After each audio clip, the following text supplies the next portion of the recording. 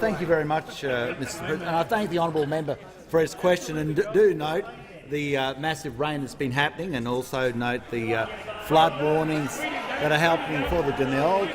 And it's great to be able to announce the water infrastructure that is being delivered. I know that in the Sunraysia we've seen in around well in excess of $100 million that has been invested in the Sunraysia modernisation project.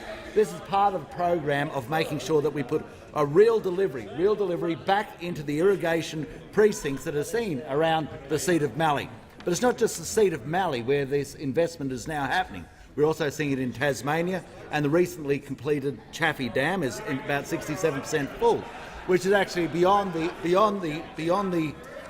former volume that it had, and we'll continue on with that work. It's a shame that the member from Kennedy is not here, because in the next week we'll be heading up into Queensland to look at Hell's Gate, because it's vitally important that we reflect on what the Australian people want. The Australian people want us to build dams. They see times such as these where there's an excess of water, and they say, why don't you store it for when there will be none?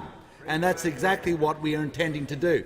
That is why in the coalition we have $2.5 billion put aside for water infrastructure, $500 million in grants and $2 billion in concessional loans. And that sits on top of the other investment that we are doing. It's always right and proper that you take your opportunities when they arise.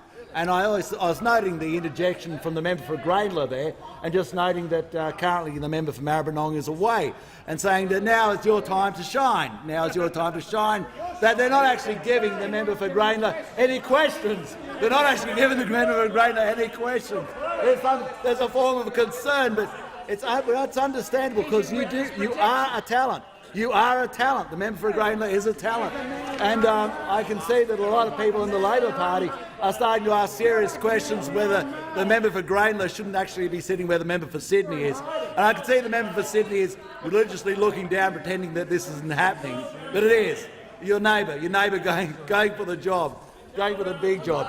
So it's incredibly important that the opportunities arise. So we look forward to a question for the member for Grainler. The Deputy Prime Minister will just pause for a second. The member for Grainler will cease interjecting.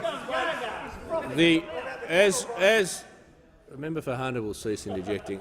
As members, I hope now know, I try to be practical in these circumstances. I allow a brief detour, but we need to get back on the highway straight away onto the substance of the question. The only way we're going to hear from the member for Grainler is via interjections, because they're just not going to give him a question. But it's very important that we continue on, and then in the coming week we'll be going back up into Queensland to make sure that we build on the water infrastructure projects, to make sure that the member for Kennedy and the interest that he has in the Hell's Gate Dam is further enunciated, further planned, because it's this side of the parliamentary fence which is actually going to build the water.